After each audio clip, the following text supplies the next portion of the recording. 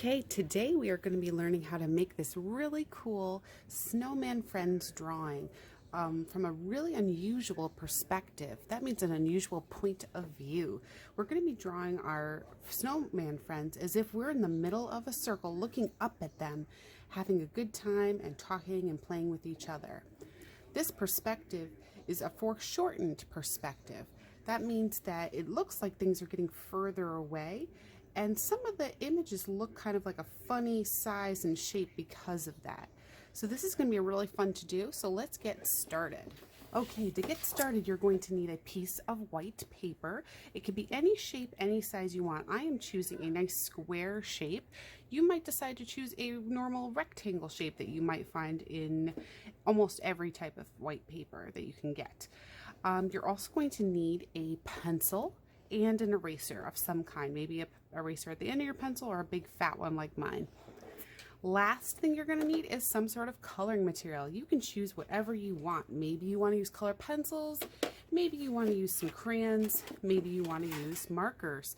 All of these are going to work just great. It's personal preference. That means whatever you prefer to use, whatever seems like something you would enjoy using the most. Okay, let's get started. The first thing you're going to need is to grab your pencil, and if you want to follow along with me while I draw, that would be great. We're going to draw the bottoms of all of our snowmen. We're going to do one in each corner of our paper. Again, it doesn't matter if it's a rectangle or a square shape. There's still going to be 4 corners. So I'm going to start down here, and I'm going to do a nice big curve. Okay?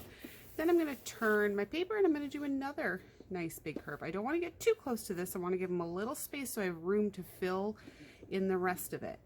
And it doesn't matter if they're the same size or not. This one's a little smaller than that one. That's okay. And I'm just going to keep doing my one large curve in each corner. All right. Now that I have one nice large curve done in each corner, I'm going to add my snowmen's heads. And this time I'm going to make almost a total circle. Not quite, but almost. I'm going to start in about the middle of here, and I'm going to draw a curve and connect it. Not a full circle, pretty close though, and you can see that the line is still cutting through it. So I'm going to start on this one. I'm going to start by touching the curve I did, and I'm going to curve it around and stop right there. And we're going to keep doing that. Almost a full circle, but not quite. Almost a full circle, but not quite. Again, doesn't matter if they're a little bit different in size. It's okay. Now we have to start piecing together our snowmen so that they have some body parts and some things that make them look like snowmen, because right now they don't look too much like it. I'm going to start by doing some arms. Most arms on snowmen are made with tree branches. So I'm going to draw a line that goes up, and then I'm going to just draw like some zigzag shape, and maybe another zigzag shape down here, because tree branches usually are not too perfect. Usually there's a lot of branches and things coming off of it. Maybe this one is reaching out towards his friend. Maybe this one is reaching out also to the other side. And if you're having a hard time making branches like how I'm making them, you can try doing something like this. You can just draw a straight line up, and then start at the top where you ended and draw a straight line down.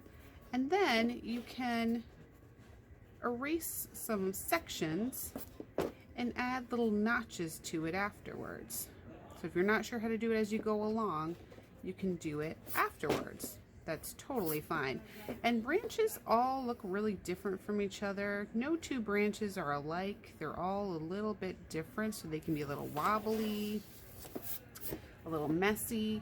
Maybe you even want to try to do a little overlapping. So I'm going to draw this line until I hit the branch, and then I'm going to continue on the other side. And that would be kind of cool because it shows a little overlapping, so the arms look like they're going on top of each other. I'm going to do that again over here just because I think that would look really neat. And if you don't want to overlap or you can't overlap, that's okay. You don't need to. This one's a really crazy shaped branch, but that's all right. Okay, now we have some arms. Now we need to give them some facial features, some things to their faces. So I'm going to start by drawing a pair of eyes, little dark coal eyes. Give them a nice carrot nose. A good snowman always has a nice carrot nose. And I'm going to give them a nice little smile, but maybe this is going to be a nice big open mouth smile. All right, also don't forget its nice buttons on its chest. I'm only going to do 2. You might want to do 3 or more, but I'm going to just stick with the 2. Now, your face does not have to look just like my face, okay? Your branches don't have to look just like my branches. This is just my example.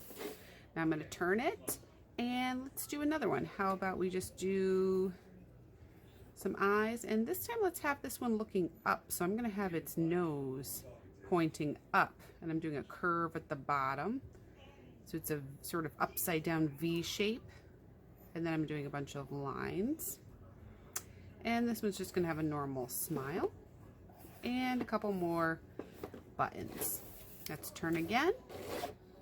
Let's see, this one's gonna have some eyes. And this time his nose is gonna go this way. And he's gonna be surprised. He's gonna have an open mouth, like a little surprised face. Your snowmen can all have the same expression or all different expressions. I like to do different expressions because I think that just makes it a little bit more fun and interesting to look at. Gives it some variety. This one's got a little half smile. There we go. Now these snowmen are looking pretty good, but I still want to give them a little bit more personality. I'm going to do some accessories or some things that they can be wearing, like hats or scarves or maybe even earrings and fun things like that. So let's start with this guy. I'm going to give him a nice winter hat to wear. So I'm going to do this kind of funny shape here, and then I'm going to have a curved shape coming out of it. A little pom-pom on the bottom. And I think I'm going to give him a scarf. So I'm actually going to use my eraser to erase a little bit and give him a nice puffy scarf shape.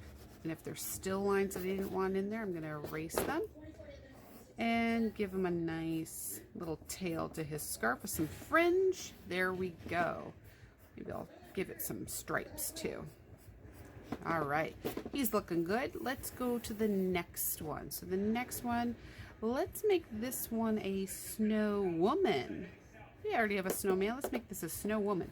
So we're going to give her some flowers in her hair, in her snow hair.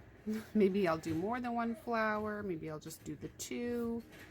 Let's do an extra one. There we go. And let's give her snow earrings, just to really make her look pretty. There we go. Now I'm going to flip it to the next one. And this one, maybe he's so surprised because his hat flew off of him. You ever seen snowmen with hats on, top hats? Maybe he's shocked because his is floating away. And when something looks like it's floating farther and farther away, it gets smaller. So this is really, really big looking. This is kind of a medium looking. His hat is going to be really teeny tiny because it's going way in the distance, being floating in the sky. So I'm going to draw like a little top hat, just a little baby one that's really too small for his head, but we're trying to make it look like it's far away. And I'm going to even do some like lines here to make it look like it's blowing. I'm doing some curvy lines, kind of like you might see in a comic book or something like that. It kind of gives it the illusion that it's floating away, even though it's not really. So that's how I'm going to do that one. I think that looks funny. Let's turn to the last one, and let's give him, you know what, he's so happy. He's got like a smirk on his face. I'm going to give him his top hat. He's actually going to be wearing his top hat. So his is still on his head. Maybe he feels really proud that his is still on his head, even though this one's floating away. All right, so we have some great details. Now we're ready for the fun part, adding color. Now, before I add the color, I want to bring up one idea that you might want to try. You might want to take a Sharpie or a black marker to outline all of your details before you color them in. Some people like to do that because it helps make their projects stand out And when you color, especially with color pencil or crayon, when you have pencil outlines, sometimes the pencil outlines get a little bit fuzzy and blurry. So it looks really sharp and nice to outline. Now, the only time I would not outline first with black is if you're going to use marker to color everything in, because when you put black down and then you put a nice light color down like pink or orange or yellow next to the black, it makes these colors all muddy and yucky, and we don't want that to happen. So if you are going to use marker, I'd say color with marker first, do the black outlining last. If you want to do it, you don't even have to. Maybe you just want to color it and not outline anything. I am going to outline it first, and I'm going to be using color pencil. So I'm going to do a quick, speedy, fast version, and then we can see what it looks like before we move on to the color. Here we go.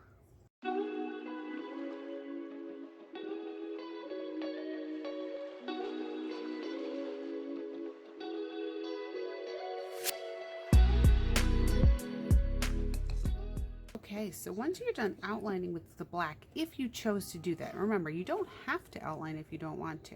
You're going to want to wait for it to dry, especially if you used the regular kind of marker, not the Sharpie.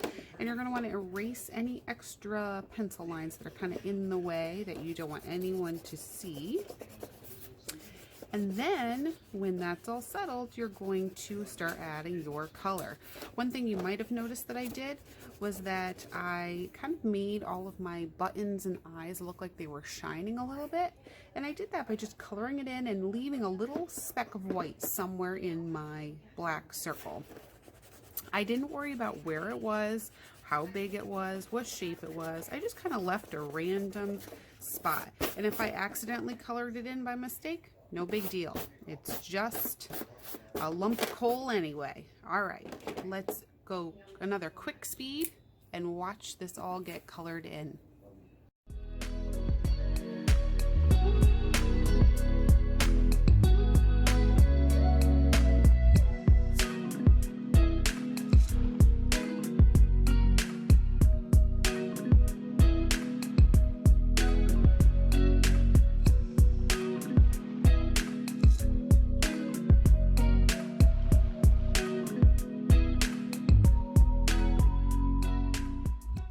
So as you can see, I added color with my colored pencil.